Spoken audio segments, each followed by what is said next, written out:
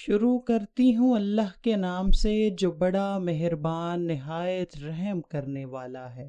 سرور کائنات حضرت محمد صلی اللہ علیہ وآلہ وسلم کا ارشاد پاک ہے کہ سفید بالوں کو مت اکھیڑا کرو۔ اگر تم مسلمان ہو تو یہ سفید بال قیامت کے دن تمہارے لیے نور بن کر ابھریں گے۔ جس مسلمان کے بال سفید ہو گئے ہوں تو اس کے ہر بال کے بدلے میں ایک نیکی لکھی جائے گی، ایک گناہ ختم کر دیا جائے گا، اس کے فی بال کے بدلے میں درجات بلند کیے جائیں گے۔ حضرت مولا علی شیر خدا حدیث قدسی روایت کرتے ہیں، اللہ پاک فرماتا ہے جب میرے بندے کی عمر 40 سال ہو جاتی ہے تو میں اس کو 3 قسم کے امراض سے محفوظ کر لیتا ہوں: جنون یعنی دیوانگی، جزام یعنی کوڑ، اور برس سے عافیت دے دیتا ہوں۔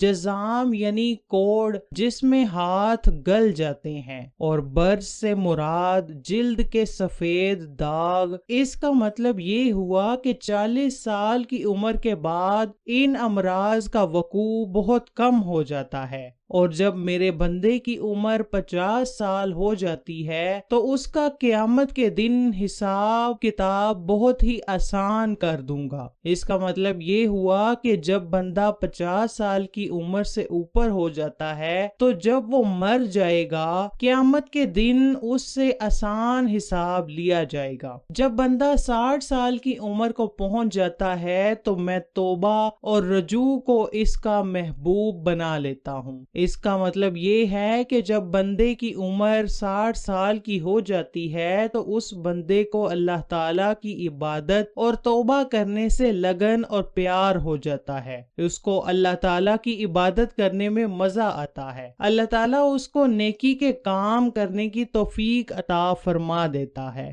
جب بندے کی عمر 70 سال کی ہو جاتی ہے یا پھر 70 سال سے زیادہ عمر کا ہو جاتا ہے تو میرے فرشتے اس سے پیار و محبت کرتے ہیں۔ جب کسی بندے کی عمر 80 سال یا پھر اس سے زیادہ ہو جاتی ہے تو اس کے نامہ اعمال میں اس کی نیکیاں ہی درج کی جاتی ہیں اور اس کے گناہوں کو چھوڑ دیا جاتا ہے۔ جس بندے کی عمر 90 سال سے زیادہ ہو جاتی ہے تو فرشتے اس بندے کو کہتے ہیں کہ یہ بندہ اللہ تعالیٰ کا قیدی ہے، اس بندے کے سب گناہ کو بخش دیا جاتا ہے۔ اس کا مطلب یہ ہوا کہ جب بندہ 90 سال کا یا پھر اس سے زیادہ عمر کا ہو جاتا ہے تو اللہ تعالیٰ اس بندے کے جسم میں روح کو قید کر کے رکھتا ہے۔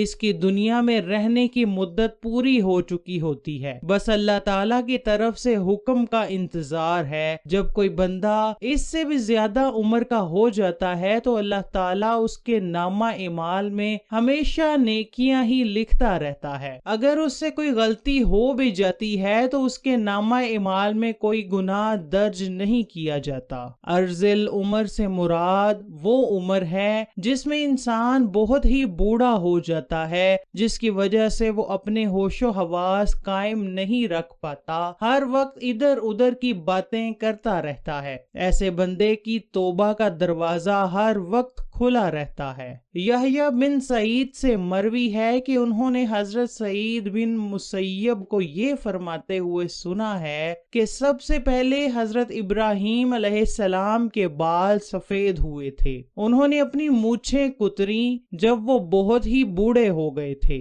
انہوں نے اپنے جسم پر سفید بالوں کو دیکھ کر اللہ تعالیٰ سے عرض کیا، یا اللہ یہ کیا ہے؟ اللہ تعالیٰ کی طرف سے آواز آئی کہ ابراہیم یہ بڑھاپا ہے، یعنی یہ اس بڑھاپے کی علامت ہے جو علم و دانش میں اضافے کا باعث اور عزت و وقار کا ذریعہ ہے، اور اس کی وجہ سے لہو و لعب کی مشغولیت اور گناہوں کے ارتکاب سے باز رہنا ہے۔ حضرت ابراہیم علیہ السلام نے عرض کی، اے اللہ، یہ تو تیری بڑی نعمت و عظمت ہے، لہٰذا یا اللہ میرے وقار میں اضافہ فرما۔ حضرت محمد صلی اللہ علیہ وآلہ وسلم کا ارشاد پاک ہے کہ جو بندہ مومن ہے اور وہ بوڑھا ہو گیا، یہ بڑھاپا اس کے لیے نور بن جائے گا۔ اس بندے نے نبی اکرم صلی اللہ علیہ وآلہ وسلم کی بارگاہ میں حاضر ہو کر سوال کیا، یا رسول اللہ، چند لوگ جب ان کو سفید بال آتے ہیں تو وہ سفید بالوں کو اکھاڑتے ہیں۔ اس پر آپ نے ارشاد فرمایا کہ جس کا دل کرتا ہے وہ اپنے نور کو اکھاڑ دے۔ حضرت جابر رضی اللہ تعالی عنہ نے ارشاد فرمایا کہ رسول اکرم صلی اللہ علیہ وآلہ وسلم نے فرمایا کہ حضرت جبرائیل علیہ السلام ابھی میرے پاس سے ہو کر گئے ہیں۔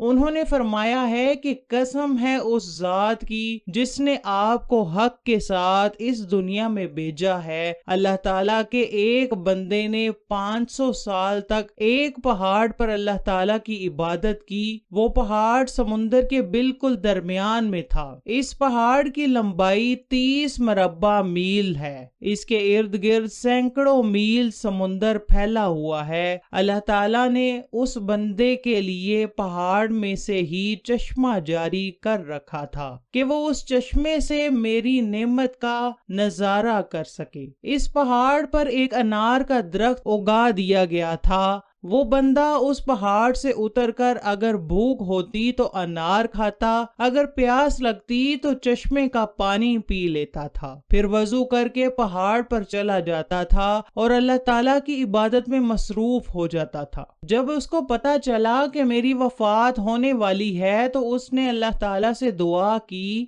کہ یا اللہ مجھے موت سجدے کی حالت میں آئے۔ اللہ تعالیٰ نے اس کی جان سجدے کی حالت میں ہی نکالی۔ اس نے عرض کی کہ مولا میرے جسم کو محفوظ رکھا جائے، جب قیامت آئے تو مجھے سجدے کی حالت میں ہی اٹھایا جائے۔ اللہ تعالیٰ نے اس کے ساتھ ایسا ہی کیا۔ فرشتے فرماتے ہیں کہ ہم آسمانوں سے اترتے اور چڑھتے ہیں، اس بندے کو سجدے کی حالت میں ہی پاتے ہیں۔ قیامت کے دن جب اللہ تعالیٰ اس کو سجدے کی حالت میں ہی اٹھائے گا تو اللہ تعالیٰ اس بندے کو ارشاد فرمائے گا، اے میرے بندے میری رحمت سے جنت میں داخل ہو جا۔ وہ بندہ عرض کرے گا، یا اللہ میرے اعمال کی وجہ سے مجھے جنت میں کیوں نہیں داخل کیا جا رہا؟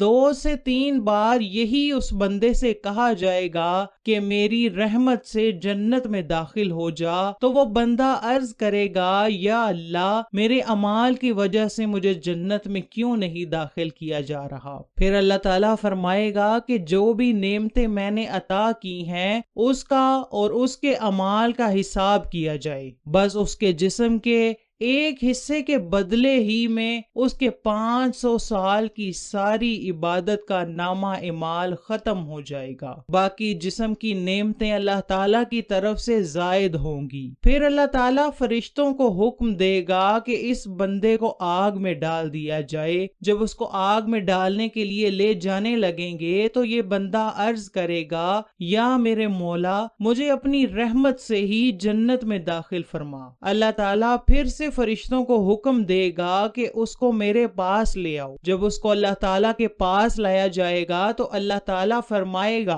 تم کو 500 سال تک عبادت کرنے کی ہمت اور طاقت کس نے عطا فرمائی تھی؟ یہ بندہ عرض کرے گا، یا اللہ آپ نے۔ پھر اللہ تعالیٰ اس بندے سے پوچھے گا کہ تم کو انار کا درخت اور چشمہ جیسی نعمت کس نے عطا کی تھی؟ یہ بندہ فرمائے گا، یا میرے مولا مجھے تو جو کچھ بھی عطا کیا ہے تو نے کیا ہے۔